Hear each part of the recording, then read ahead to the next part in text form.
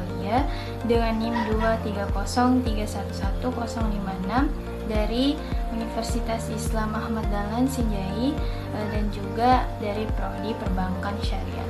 Jadi di video kali ini saya akan membahas tentang apa itu manajemen risiko perbankan syariah. So just keep on watching teman-teman. Jadi pembahasan kali ini yaitu seperti PPT di belakang saya, yaitu ada manajemen risiko perbankan syariah. Teman-teman pasti harus tahu dulu apa sih itu manajemen risiko perbankan syariah.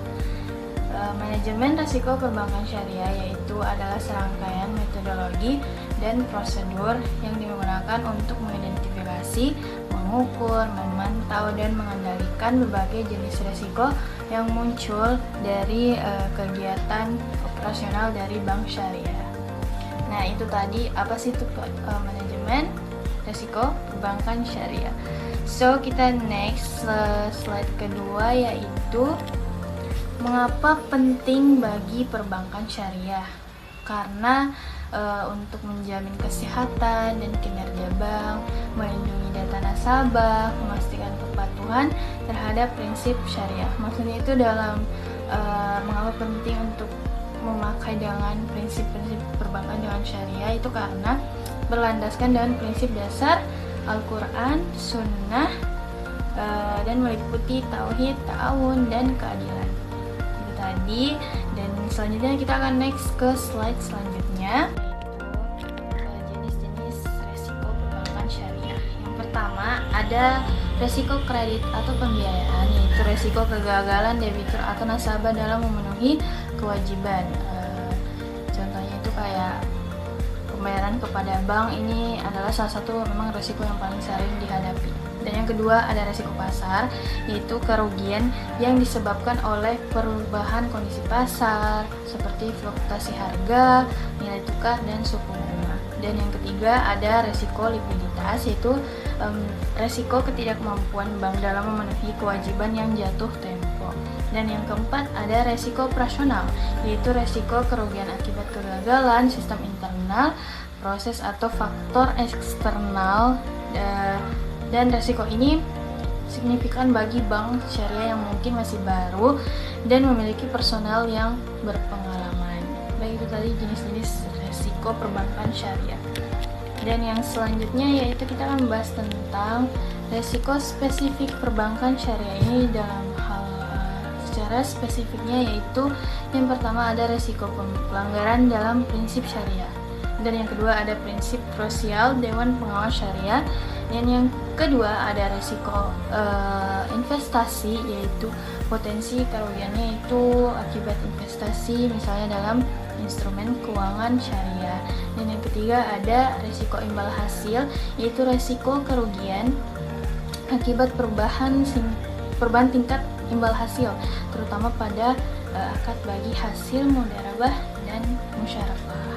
Dan selanjutnya yaitu kita akan membahas tentang kerangka manajemen syariah. Kita akan membahas tentang kerangka manajemen syariah, yaitu yang pertama ada 4 tahap di sini ya. Di sini ada 4 tahap, yaitu yang pertama ada identifikasi resiko menggunakan pendekatan sistematis untuk mengenali semua resiko, dan yang kedua ada tahap pengukuran resiko, yaitu menghitung potensi dampak resiko terhadap bank, dan yang ketiga ada pengendalian resiko yang menetapkan kebijakan, prosedur, dan limit untuk memitigasi resiko, dan tahap yang terakhir atau yang keempat yaitu pemantauan dan pelaporan, yang melakukan pemantauan berkala dan melaporkan hasil kepada manajemen.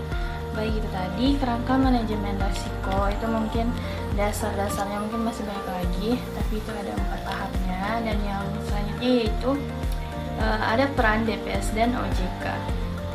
Di slide ini kenapa kita menyangkut pautkan dengan DPS dan OJK, itu karena Dewan Pengawas Syariah itu termasuk dalam pengatur dan penting dalam perbankan syariah, karena memastikan semua produk dan layanan bank syariah sesuai dengan prinsip syariah, dan juga mengawasi kepatuhan syariah secara menyeluruh. Dan selanjutnya yaitu ada OJK atau Otoritas Jasa Keuangan, yaitu dengan mengatur dan mengawasi implementasi manajemen risiko bagi bank syariah. Dan yang kedua yaitu menetapkan standar kepatuhan dan tata kelola yang baik. Itu tugas dari OJK. Nah, baik dari sini kita akan membahas juga tentang studi kasus, contoh kasus, yaitu seperti resiko pada pembiayaan murabaha. Yaitu contohnya itu identifikasi resikonya itu resiko kredit jika nasabah gagal bayar atau gagal membayar. Dan ada juga mitigasi risiko, caranya itu melakukan analisis kelayakan nasabah yang ketat, meminta agungan atau permintaan pertanggungjawaban dan menetapkan kontrak secara jelas dan transparan. Baik, itulah tadi ada studi kasus, penjelasan beberapa materi dari saya. Nah, baik, saya akan menjelaskan tentang kesimpulannya, yaitu manajemen resiko yang efektif sangat penting untuk berlangsungan dan stabilitas perbankan syariah, dan juga membutuhkan keseimbangan antara praktik manajemen resiko, manajemen modern, dan kepatuhan syariah. Dan juga yang paling penting itu dengan peran DPS dan regulasi OJK sangat menentukan keberhasilan penetapan. Baik, sekian dari saya.